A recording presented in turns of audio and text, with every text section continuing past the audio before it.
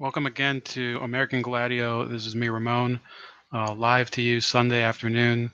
Not really watching NFL, maybe going to catch something a little later. My team is on a bye week, so, uh, it's not really that interesting anyway. But let's talk about a couple of topics that are pretty important.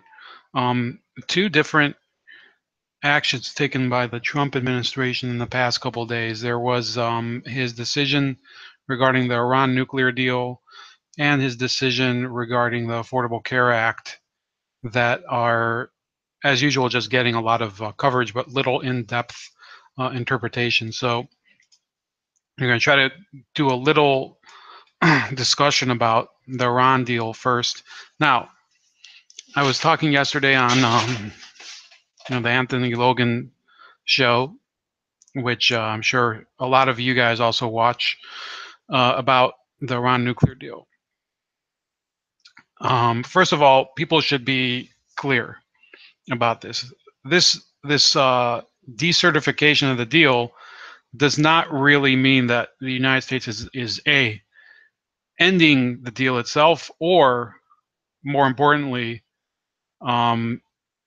engaging in a war with Iran. No, the United States is merely making it clear that in their view, Iran has not complied with the 4+1 or whatever they call it, the 5+1 powers and what they delineated as the conditions for the deal. Now, before we get ahead of ourselves, what are the compliance issues of the deal? Well, one of them was that they would stop testing ballistic missiles, which they've continued to do. They've continued to do it very publicly. Do I think that Iran's violation of the deal means that we should engage with Iran in this, saber rattling? That's a hard call for me to make. Iran, believe me, I know it sounds kind of, when you say believe me, it sounds like I'm going to channel Trump, but it's not the case. Iran is one of the most powerful countries that is simply underappreciated in the world. People think of Iran as simply one of the smaller Islamic powers of the Middle East. I happen to think that given the amount of expertise and know-how that they have in their developed industrial base, Iran clearly poses more of a strategic threat in the long run than most of these other Islamic states that the United States has foolishly gotten involved in wars with. It's more. Sorry, got a little rebellion upstairs there, but it might be time for another haircut, and I just had one about a month ago. Well, Iran has an industrial base that is far more developed than Iraq, Libya, Syria, Saudi Arabia. Certainly, they are an industrial superpower, at least in terms of the Middle East. They do have their own auto industry and a massive oil industry, of course. And they also have a very well-developed and well-trained military and parallel military. What you don't understand is that Iran has three branches of the military called the Air Force, Army, and Navy, and they have a parallel structure called the Revolutionary Guard that has branches of all of those. So we're not talking about a country where we necessarily want to just get into a huge war with over nothing. So I'm hoping that we don't get into a war with them. It's not, and I've never made a secret of the fact that I do have Israeli. My parents were both Israeli. I served in the military there. There's certainly no joy that I see from Iran getting a much more powerful role on the world stage. So I don't see it as being a good thing. Then, on the other hand, I think everybody knows that Iran is a powerful enough country that we would lose a lot of our own troops and resources in that war, or resources meaning troops, equipment, possibly even full naval vessels. They are not a country that is one of these roaring mice that have come and gone in their wars against the U.S. You know, like Panama and you know, Iraq, Yugoslavia. Iran is a nuclear power. It's not a nuclear power yet, but it is a military power. It is a military power on a regional scale, if not on a world scale now. People don't really people don't really understand that Iran is now capable of helping other countries that are outside of its sphere of influence and provoking them into confronting her own enemies.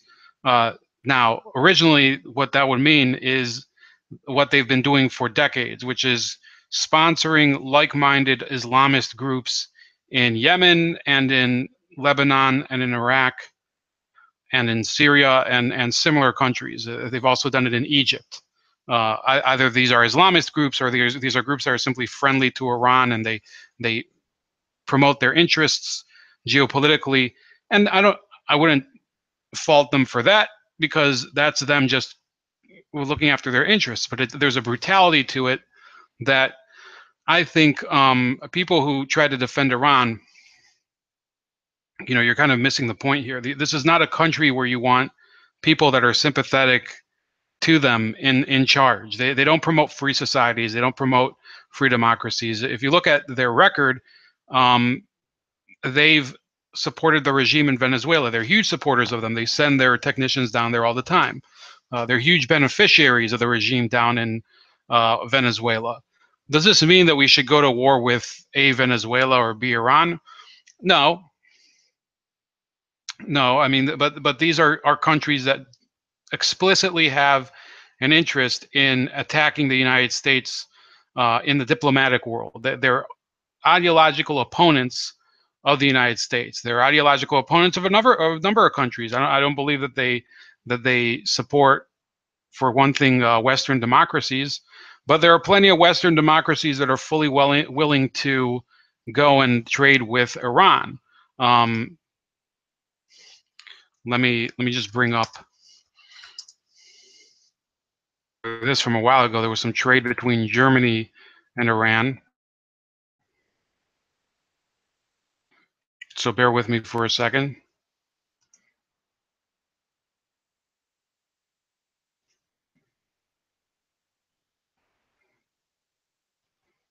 Here, Germany exports to Iran soared by 26% in 2016. You know, Germany, for all of its bullshit about promoting freedom and a free society, they are huge supporters of doing business with Iran. And here it says German businesses. This is from 2016. This is before Donald Trump became president. Before the election, it says German businesses blame the U.S.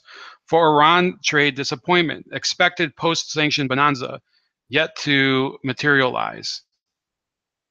Wall Street Journal from August 31st, 2016. I'm not going to. Actually, I can't have access to it. Wow, that's a bummer. But yeah, there's an issue at hand here where a lot of people who supported the trade deal, they believed, when Iran finally has the freedom to trade on the global market with the West and with the United States in particular, and with Europe, they said, well, now we're going to have a true opening of societies. Well, that doesn't necessarily happen. Let me see if I can get the article from somewhere else. Here, Financial Tribune. The first Iranian English economic daily. Wow, that's pretty. Let me block these notifications. So this is from May 25th, 2017, as Tehran is hosting the second edition of Germany's specialized exhibition for machine tools and metalworking sector known as AMB Iran 2017, Germany's public international broadcaster Deutsche Welle has interviewed Klaus Friedrich, an expert in Iranian affairs at the German Mechanical Engineering Industry Association. The industry group represents the interests of German machine and plant builders. Friedrich discussed current problems in Germany's business dealings with Iran. So Deutsche Welle asked this: what are the current impediments to bilateral trade? The main problem is that there are too few bank connections between Iran and Germany. Very few financial institutions are currently prepared and ready to support business in Iran. For business policy reasons and with regards to U.S. interests, they keep their hands off it. So it comes to the fact that a couple of German companies which would like to do business in Iran, legal business allowed under the sanctions regime, cannot find a bank that handles payment transactions. The same applies for credit financing and other financial services related to export transactions.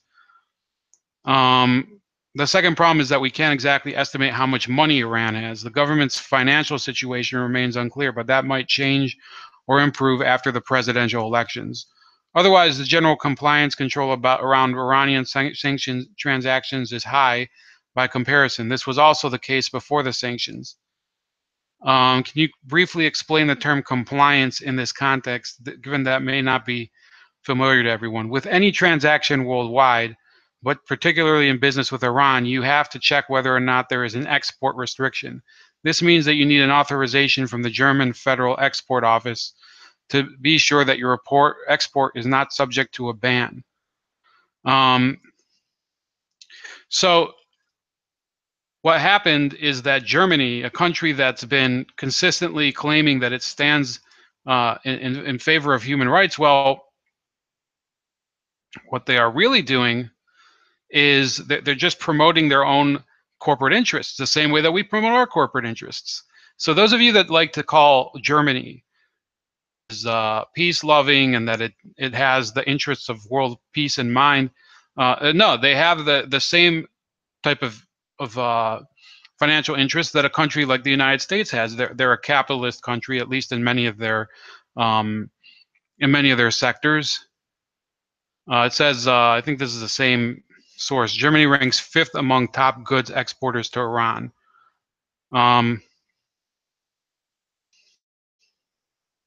It's a country that's been suffering from Islamic terrorism.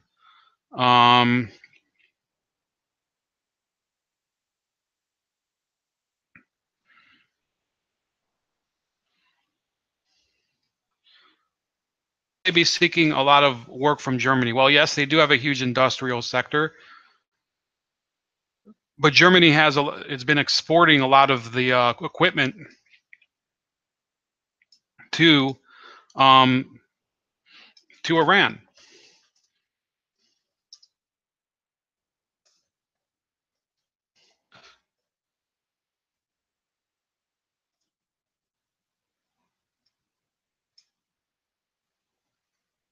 This is from 2013, when there was a sanctions regime on Iran. It says, from July 2nd, 2013, Iran importing missile-grade ore from Germany and France. Exploiting a loophole in Western sanctions, Iran is importing a high grade of refined alumina ore from several European countries, including Germany and France, that Tehran could be using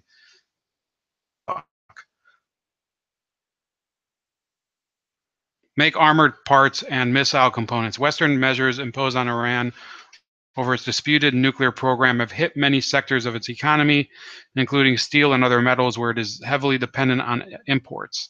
Tehran says its atomic work is peaceful. That refined ore has been excluded from European Union sanctions, but tightened U.S. sanctions that came into effect on July 1st seek to close the loophole. So the entire time, look, I'm not going to say that I condemn Germany in moral terms, because I've learned not to expect morality from any government. I mean, Germany, they have a history of, you know, let's just say questionable policies in many respects, many respects. But you know, I'm not going to beat up on Germany. There's plenty of countries that they would be willing to sell weapons grade material to a country that is explicitly looking to become a nuclear power. whatever you think about that being a legitimate aspiration of Iran. I don't see, why is Iran trying to become a nuclear power? They are trying to defend themselves from Zionist aggression from Israel. But look at the facts. There's never been a war between the two countries. There just never has been. The relations before the Islamic Revolution between Iran and Israel were about as good as there were in the Islamic world with the Israelis. After the Ayatollahs took over, they completely switched the policy. They said, no, we're going to engage as confrontationally as possible with the Israelis without actually engaging in a war. We're going to support the regime of Bashar al-Assad or Hafez al-Assad at the time, the father of the current president. And then we are going to sponsor the Palestinian liberation groups that are going to bring about the end of what they call that Zionist entity. That's what was their policy. It's been their policy since the late 70s, or since 1979 to be most precise. And those of you that are saying, oh, it's not really our business what Iran does and what they do with regards to Israel, fine. Well, therefore, why do we even need an Iran nuclear deal? Why don't we just say that we're not going to trade with them? Why don't we unilaterally do that? And that's effectively what I think Trump is going to drive at. I think the rest of the Western world, for better or worse, is fine with Iran violating the nuclear deal. It doesn't matter that Iran has sponsored terror groups that have been active mostly in Eastern Europe and South America, but not in Western Europe. They don't care. They're fine with that happening. As far as they're concerned, they can continue to make their money the way Germany has, and they've taken that cynical route. And I guess good luck to them. What they should hope doesn't happen is that doesn't backfire on them. It used to be the same thing when we were in Afghanistan. We were selling weapons. I think we were even giving weapons to the Mujahideen to fight against the Soviets. It was a calculated risk. At the time, we had this belief that the Soviet Union was the worst threat to our security in the world. And it did contribute to the undermining of Soviet stability and eventually the falling apart of the Soviet Union, the dissolution of the Soviet Union. What these Western countries are doing by supporting and supplying nuclear grade material to Iran in some cases, as Russia is doing, or some of these other materials as France and Germany are doing, they're basically saying, yeah, North Korea, what happened there, that was, that was a fuck up that took years and years and years. And, I guess we can accept that risk that they could wipe out Japan. Let's do it again. That's basically what they're saying. They're saying, let's do it again. Iran has poor relationships with plenty of other countries. They have poor relationships with Western Europe at the moment. So these countries where there are Western liberal groups who have for years preached guilt and have hated the very belief in anything Western, they are bringing down their own societies in the name of in some cases, progressivism, and in the name of profits. These cynical Western leaders that are choosing to deal with the Ayatollahs, they're using the free market in order to work against their own long-term interests, and that's the way that I see it. I'll read you this analysis. Now, what I've brought you until now has mostly been news articles, okay? What I'm bringing you now is an opinion from the Hill, from Claudia Rosett. I think she's from Independent Journal Review, but she's writing in the Hill. It says, President Trump has not yet pulled America out of the 2015 Iran nuclear deal, but he just took a vital step toward doing so. In a landmark speech on Friday that, in plain language, dismantled the dangerous fictions on which the deal was built.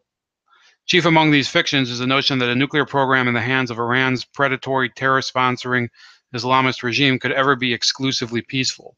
This was a phrase repeated endlessly by President Obama's diplomatic team during the negotiating of the Iran nuclear deal, and it is enshrined in the final text as if saying could make it so. Iran has already given the lie to the fantasy, most prominently by continuing to test ballistic missiles, which I mentioned earlier. These are delivery vehicles that are only likely to be used if Iran employs its exclusively peaceful nuclear program as cover to acquire nuclear warheads. Citing the case of Iran's longtime partner in missile proliferation, North Korea, Trump warned that it is folly to downplay Iran's ambitions. As we have seen in North Korea, the longer we ignore a threat, the more dangerous that threat becomes. Ensuring that Washington will now pay attention, Trump announced in his speech that he will not recertify that Iran is in compliance with the agreement under the Corker-Cardin law passed in 2015 and officially dubbed the Iran Nuclear Agreement Review Act. This decertification kicks a problem to Congress, where lawmakers will have 60 days to come up with solutions. It should help focus their minds what Trump stipulated.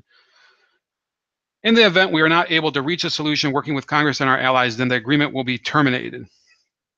He noted that as president, it is his prerogative to cancel America's participation in this deal at any time.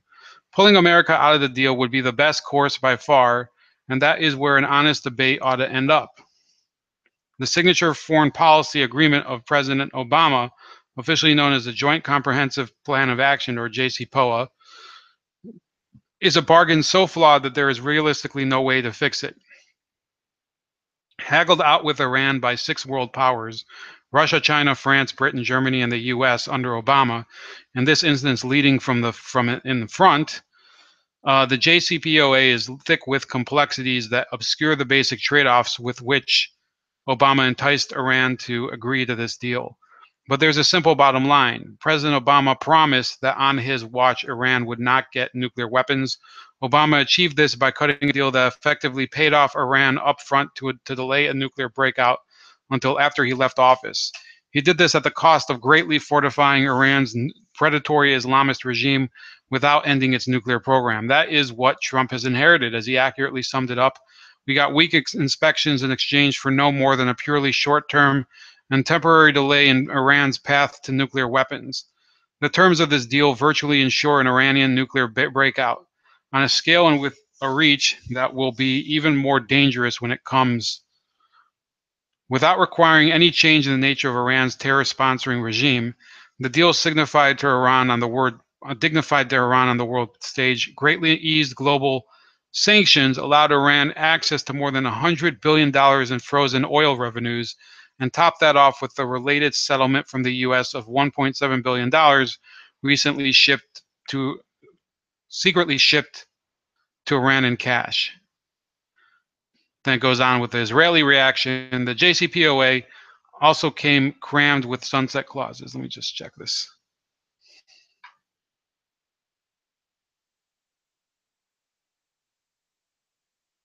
Sorry, I was kind of behind in my fantasy team.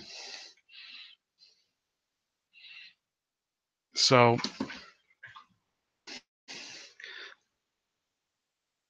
and I'm also having a screen freeze, so it's been happening pretty frequently lately. So I hope I'm not getting frozen out. Here, I think I'm back. To maneuver this unpopular deal, okay, so hold on. The JCPOA also came crammed with sunset clauses set to eliminate restrictions on everything from commercial scale enrichment of uranium to the design and launch of ballistic missiles capable of carrying nuclear weapons. It is also full of loopholes, such as wording in which Iran is not required but merely called upon to stop developing nuclear-capable missiles. To maneuver this unpopular deal past the American public and through the political mills of Washington, Obama's White House skipped submitting submitting it to the Senate for ratification as a treaty, where it would almost certainly have been voted down. Instead, Obama rushed the deal to the UN Security Council, where on July 20th, 2015, 6 days after the final text was announced, it was approved as a set of annexes to Resolution 2231 before Congress had any chance to debate the substance or discover, despite Obama's promise of transparency to Congress, the secret side deals. Directing U.S. foreign policy away from the perils and noxious commitments of this terrible deal is a daunting task. It is made all the more difficult because Iran's oil wealth is bait for lucrative business contracts, fueling the chorus from Europe in favor of the keeping of the deal. That's what I was going over before with Germany. And it is made yet more difficult by the lingering haze of talking point narratives with which the Obama White House peddled this deal to the media, orchestrating the deal's praises via the, quote, echo chamber bragged up early last year to the New York Times Magazine by Obama's former chief fabulist and deputy national security advisor for strategic communications, Ben Rhodes. Now, that's, by the way, just so you know, that is sort of, I don't think it's where it originated, but the phrase echo chamber was really popularized by Ben Rhodes. And what he meant was that they sold the deal to a lot of ignorant, young, unexperienced reporters who really had no understanding of geopolitics, certainly not the role of Iran in the Middle East. These were a lot of fresh-faced people that, they would end up playing, a disgraceful role in the presidential campaign. They weren't necessarily the most knowledgeable people, and the deal really got by them. Trump, in trying to counter this debacle, had begun with the expedient of laying out the truth. In his speech on Friday, he began by detailing the core problem, which is not Iran's nuclear program per se, but the character of Tehran's regime, world's leading state sponsor of terrorism, which, having seized power in 1979, raided the wealth of one of the world's oldest and most vibrant nations and spread death, destruction, and chaos around the globe. Now, I want to add here, I don't necessarily agree that they're the worst sponsor of terrorism. You could make the argument that Saudi Arabia is much worse. But in that case, the funding is not technically direct. It's more through private princes and the like who are connected to the Saudi government and the Qatari government, mind you. I'd say that calling Iran the worst offender of all, I don't know if there is a worst offender when all of these countries seem to have connections. And, there's different eras in world history, and we can go through them one day if any of you are interested. If you are interested, go on below. How was terrorism funded in the pre-Islamic era, in the pre-Islamic terror era that we're experiencing since 1979? People don't realize that, yes, a lot of the Middle East was engulfed by terrorism before the Muslim Brotherhood and Al Qaeda came along. It was a different type of terrorism. It was funded for generally different purposes. It was more connected to the Cold War. And it's slowly metabolized so that those groups are kind of off to the side. They don't really get as much attention as they did up until 1989. And the majority of the funding comes from Islamist states like Iran. To some degree, it comes from some of these so-called moderate Muslim states like Qatar and Saudi Arabia is an Islamist state.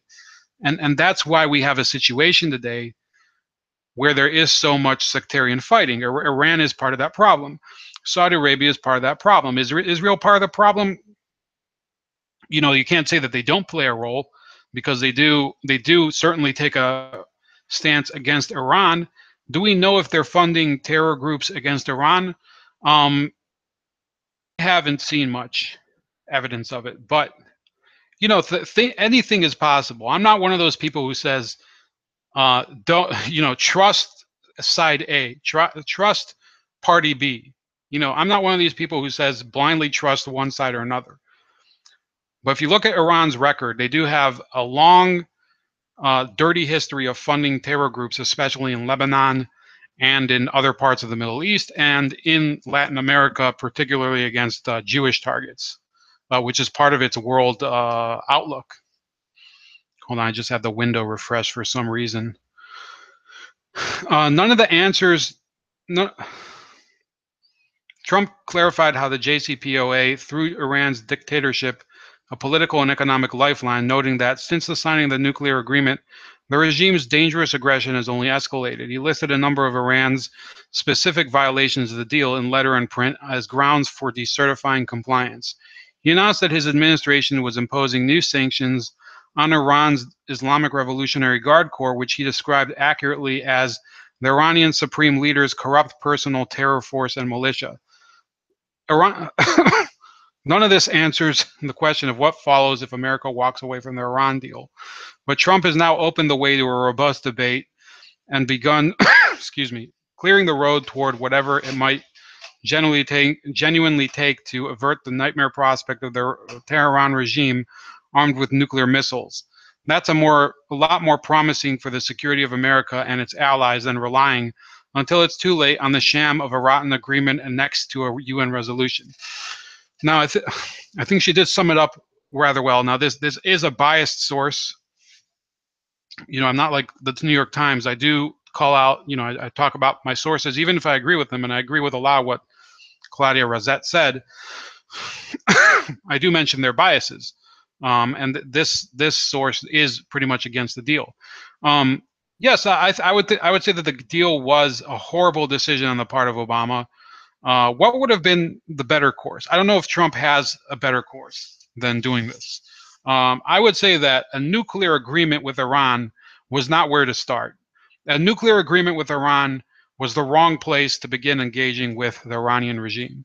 The proper place, okay, and if you want to pay attention to any part of this live stream, it would be this. At the beginning of the Syrian civil war, you would go to them and say, look, we know that the Syrian regime is very unpopular, and you need to keep your interests there. So in the interests of everyone having a amicable outcome here, we propose, the United States, that Russia keep its base there, but we remove all foreign troops from there, and we make an agreement with all the parties in the region: Saudi Arabia, Iran, Turkey, Qatar, Russia, all of them, that no new foreign troops be inserted into the conflict or be used in the conflict. And what what probably would have happened is that much of the past 5 years of nightmare ISIS war crimes and the decadence of the horrible abuses of the Assad regime, neither of those would have happened in as bad of a concentration. If you disconnect foreign military intervention from a conflict, it is more likely to resolve itself after a short time. But once you put in people that have no interest in keeping the region together, you do end up with a bloodbath, a continuing bloodbath, and that's what we have there. That's what we have there. You have all these new parties too. The Kurds. You have this fruit salad of different Sunni groups, and Iran is committed pretty deeply to the war in Syria. Now, in some respects, they like it because it keeps their forces sharp and well trained and well drilled, and they're getting good combat experience there. I don't think that they totally object to it, but would they have liked to see so many of their people die at the hands of ISIS? I'm not sure that they would. I think they might have taken a deal like that. I think they would have rather seen more of their interests conserved in Syria, as opposed to burning them through this now 6 or 7 year war. But we will never know. The Obama administration and now the Trump administration has failed, unfortunately, to broker an end to the war in Syria. And I happen to think, unfortunately, the way it's going right now, it will lead to Syria either falling back under the Assad regime. Some people say that that's the best outcome possible. I don't think so. I think that the best outcome possible would be a transition to a civilian government, okay, and possibly breaking up the country into the Kurdish part and the Arab part. The Assad regime, I don't think. I mean, you agree with me or disagree with me. You cannot have a regime that's backed by about 10% of the population in full, and the rest of the population are they're basically living in rubble. Whether you're talking about the Sunni Arabs or a lot of even the Shia Arabs or the minority groups or whatever. I think Bashar Assad, he may have rehabilitated his image in the eyes of many, and especially in the eyes of people who say that he's much better than Al Qaeda and ISIS. Which, there's plenty. I mean, I'm not saying that you're wrong, but in the eyes of many Syrians, he'll never be the legitimate president of Syria. He's reneged on that that legitimacy. He's given up on the legitimacy of office by turning his weapons on his people. And I think it's important for people to remember that originally ISIS was not involved in the conflict. They only came along gradually as a means to bolster the anti-Assad forces and eventually take them over and manipulate them in order to bring about a caliphate. Originally, the people that rose up against Assad weren't necessarily Islamists. Some of them were, absolutely. Some of them were more in line with liberal democracy. Obviously, time has shown that those people were the weaker faction. They didn't have the armed ability and resolution to really keep hold of the rebel movement, and they've been supplanted by the Islamists almost entirely. Who knows if they even have a role in the anti-Assad forces anymore? I mean, it's too confusing even to pay attention to. So therefore, I don't know if we have a good course ready to go in Syria, except for, and this is instead of the nuclear deal. I think that they should have done that. They should have done a brokered withdrawal of all foreign troops from Syria and fuck the nuclear deal. You know, the nuclear deal, there's been enough experience through history that nuclear deals simply they don't do much. Okay. You have these countries, Pakistan, India, North Korea, Israel. They develop these weapons, and once they earn that accomplishment, they become nuclear powers. There's no way around it. And the United States is not going to be able to use, whether it's a deal or intimidation or anything, short of a full-scale war. I don't believe that they'll be able to deal with it. And that's where, you know, my advice runs out, and I really can't offer a solution. On to this Obamacare issue.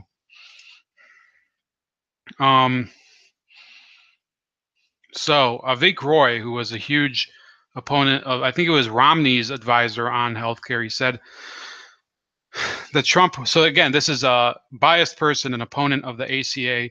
He said the Trump White House has issued 2 Obamacare-related policy announcements this week, announcements that some characterize as gutting or sabotaging the healthcare law. But a sober, factual analysis reveals that the Trump decisions will be fairly modest and largely positive in their effect.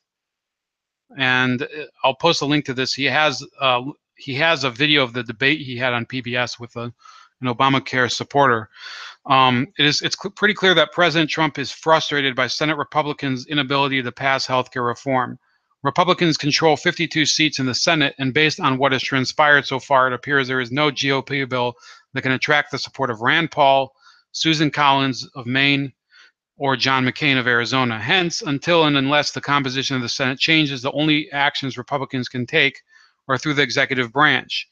Given the president's eagerness to wield his pen, you'd think that he would have a lot of options to push healthcare back in a more free market direction, but he doesn't. 8 years ago, much was made of the 2,000-plus page length of the Patient Protection and Affordable Care Act, now simply abbreviated as the ACA.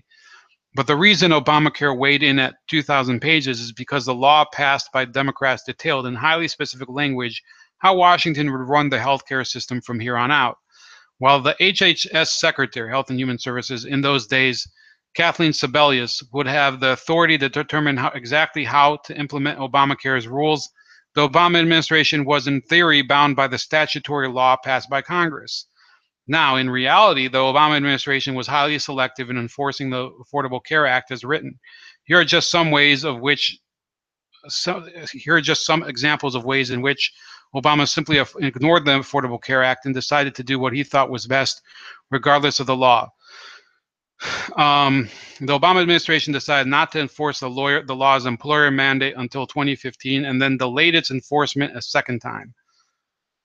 After millions of Americans complained that their insurance plans had been canceled, contrary to Obama's promise that if you like your plan, you can keep your plan, Obama declined to enforce aspects of the law that required those plans to shut down until he was reelected. The Obama administration decided unilaterally to waive Obamacare's individual mandate by granting a hardship exemption to anyone for whom Obamacare's offerings were unaffordable. The Affordable Care Act forced insurers to offer plans with reduced copays and deductibles for those with very low incomes, but didn't appropriate the cost-sharing subsidies needed to pay for them.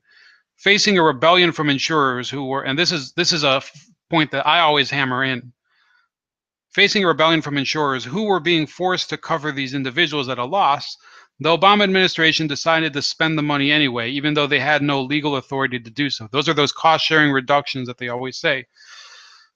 I could go on, but you get the point. This is him speaking again. As the Romans used to say, quod licet Jovi, non licet bovi. What's legal for the gods is not legal for mere cattle. Wow, that's a nice one. Those who wanted Obamacare to succeed largely shrugged off the Obama administration's illegalities, but the sense that there was one set of rules for political elites and a different set of rules for average Americans did a lot to drive the Trump phenomenon. Hence, there is very much a sense within the Trump White House that two wrongs don't make a right, that whatever Trump does on healthcare must conform to the letter of the laws enacted by Congress. And that brings us to the events of the past few days. On Thursday, President Trump issued an executive order covering 3 areas. 1, allowing small businesses to pool together to purchase health insurance. 2, restoring the ability of individuals to buy short-term plans exempt from some Obamacare rules. And 3, examining ways to make employer-funded health savings accounts more flexible. On Friday, the president announced that he would no longer be dispersing the cost-sharing subsidies that I discussed above until Congress appropriates the funds for them. And then he goes into breakdowns of all 3 of these. What had been rumored to be the real thing in this executive order was that he would eliminate the state lines, limiting the plans. The same insurer couldn't offer the same plan in Connecticut and Rhode Island, whatever. I think that was passed over this time, but it might come down in the future. But the illegal cost-sharing subsidies, I think, was the most important thing. It says, I skipped through the 3 previous ones because we can't just spend the whole day on this. But it says, finally, we get to Friday's decision to end the disbursement of illegal cost-sharing subsidies until Congress appropriates the money for them. This should not be thought of as a health policy decision, but rather as a constitutional one. It is simply illegal for the federal government to spend money that Congress hasn't authorized it to spend. But Trump's decision to uphold the rule of law does have implications for the Obamacare exchanges.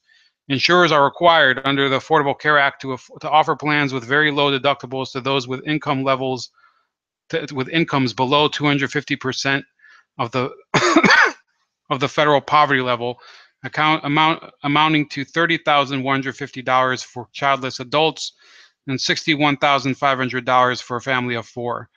The cost-sharing subsidies are designed to pay insurers for the extra cost of providing that kind of coverage.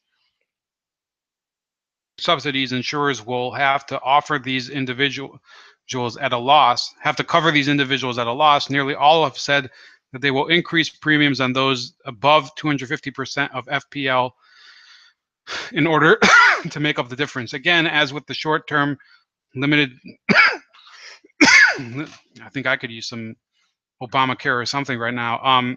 Limited duration plans, the Obamacare premium subsidies will expand to cover all of this difference for nearly all exchange enrollees. There are a couple of misconceptions about cost-sharing subsidies. One, promulgated by Republicans, is that continuing CSRs amounts to a bailout for insurance companies. That's not the case. Obamacare requires insurers to offer these policies and mandates that insurers can't charge higher premiums for them. That isn't their fault. The other misconception promulgated by Democrats is that lower-income folks will see higher premiums or out-of-pocket costs due to the Trump decision. That's not the case either. Anyone who benefited from cost-sharing subsidies will see no change to their net premiums or cost-sharing. However, spending on tax credits will increase to make up for the absence of cost-sharing subsidies. And then he says, what the White House has done in effect is to send the ball back into Congress's court, where Congress has authority and the interest in appropriating funding for cost-sharing subsidies. They should do so if they can pair that funding with other reforms that would provide relief to those facing unaffordable Obamacare premiums. Is this Congress capable of doing that? The jury is out. Well, I'd say the jury is in, and they don't. And they've been failures until now. And I'd like to make a comment. This guy, he let the Democrats or he let the Republicans off the hook a little, but he also he tried to make it seem as if no, and he explicitly says so. He said, "Oh, those are not bailouts.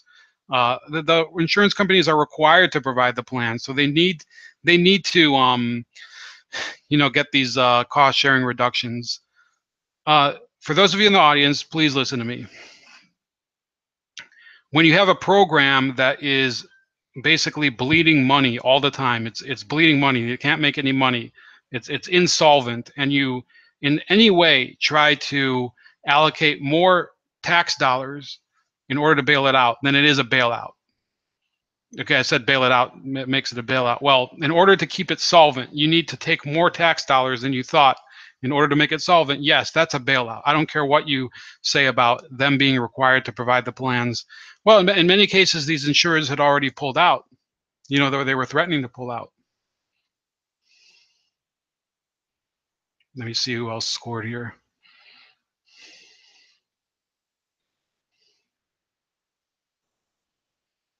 Oh, Devontae Freeman finally wakes up. Yes, we have an issue here where Americans have been unconsciously paying bailout money to insurance companies in order to give people insurance policies that are increasingly less affordable. And they get subsidies, and they get whatever you want to call it. They basically get discounted plans, but the discount keeps having to be higher. Okay, the more that you end up shelling out to these insurance companies, the less that really means. The more you get a system where you're basically bribing these corporations in order to provide unaffordable health insurance that you then have to bail out. If the person can't afford the plan all the way, then it's not really affordable. If you need somebody else to subsidize part of the plan, I don't really think you can call it affordable. It should be called Subsidized Care Act. It should be called Government Supported and Bailed Out Care Act, but that wouldn't look too well on paper. And that's all I have to say today. I think President Trump, he did take a positive step there. A lot of I do have a couple international viewers, so many of you probably won't care as much about that because you don't have to deal with Obamacare. And the next issue you won't care about either. Yeah, this anthem protest. You have Delaney Walker. This is in the Epoch Times. He says Titans player says he'll quit football if he's forced to stand for the anthem. This is from 2 days ago, October 13th. Actually, it's not Delaney Walker. It says Tennessee Titans wide receiver Rashard Matthews said that he'd quit playing in the NFL if there was a rule mandating players stand for the national anthem. He was asked on Twitter Thursday by a local Nashville producer if he would remain in the locker room or tunnel during the playing of the Star-Spangled Banner if the NFL created a rule for players to stand. He said, "No, I will be done playing football," Matthews responded, ESPN reported. But he then quickly deleted the tweet. Matthews has protested the national anthem in the past, following in the footsteps of currently unsigned quarterback Colin Kaepernick, who started the trend of protesting the national anthem a year ago in the name of protesting police brutality and racial injustice. Kaepernick sparked heavy backlash from fans and officials who argue it is neither the venue nor the time to protest those issues. President Donald Trump put the debate front and center when he weighed in on it during a rally in Alabama. That's a total disrespect of our heritage. That's a total disrespect of everything that we stand for. Matthew's father and half-brother have both served in the Marines. His father served for 23 years, and his half-brother died in a plane crash in Afghanistan. So fine. I think he's fine doing his protest, and he could make that vow. But like I've said, and I'm about to get to that, this isn't about being right or wrong. It's about thinking thinking ahead and having a good strategy. Last month, Matthews said that he was donating $75,000 to a group of organizations working in oppressed communities. I don't know what the hell that even means. I'm tired of hearing stick to sports. It comes down to right and wrong in this world. All right. Matthews told ESPN last month of the protest. If you see wrong and don't say anything, that's wrong. As minorities, what do you want to happen before we say anything? They tried to have a silent protest and look what happened. It's your right to stand or sit down. You have that right, that freedom of speech, and you're not allowing it to happen. Titans tight end Delaney Walker last month said that fans who felt disrespected by the anthem protests should stay home. And it seems that's what's been happening. Viewership ratings have been dropping for the NFL, and sponsors have been pulling out over the controversy. According to the Associated Press, in the aftermath, Walker said he's received death threats. He's called them heartbreaking. I don't know if he was being sarcastic or not.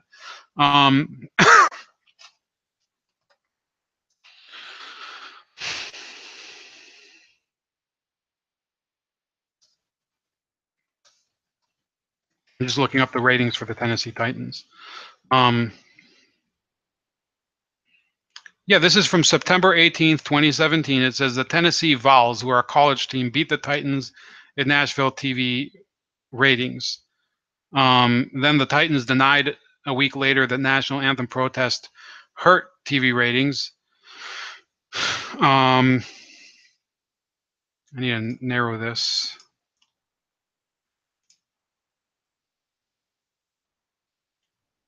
But then on October 3rd, it says Titans TV ratings dropped to a season low.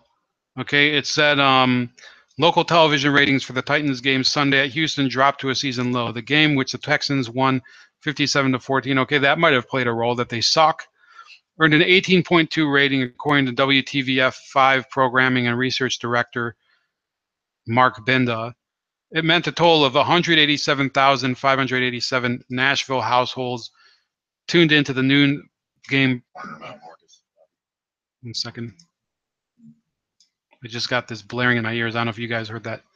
It was a 4-point drop, 41,228 households from the season high 22.6 rating the previous week in a win over Seattle at Nissan Stadium. The previous low rating was 19.1, which came in the second game against the Jaguars. The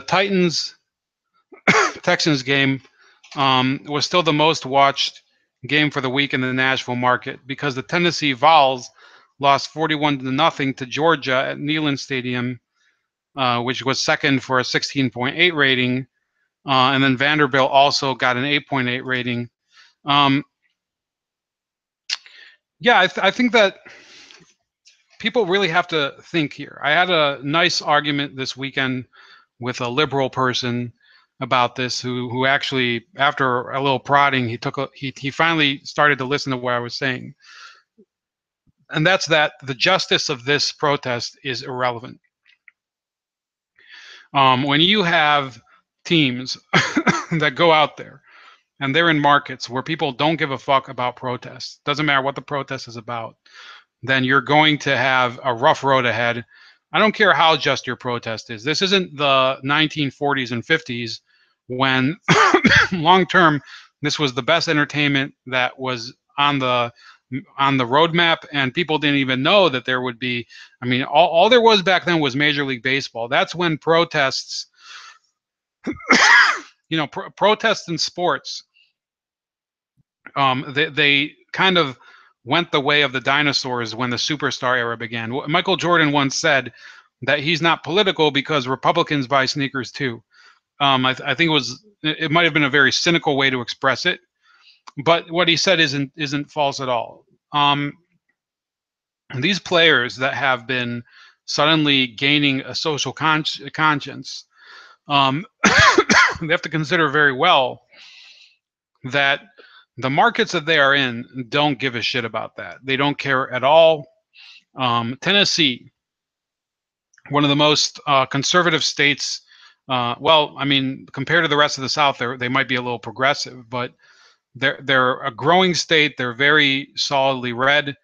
Even if there are a large number of progressive supporters of the Titans or fans of the Titans, when you lose a significant sector of the fan base. It doesn't matter whether your protest is just or not. The NFL is dependent on growth. I've said it over and over again. It is dependent on growth. They need more fans. They don't need less fans. They're always trying to expand the audience. They're never trying to reduce the audience. How are you supposed to sell ads? How are you supposed to sell beer? How are you supposed to sell peanuts?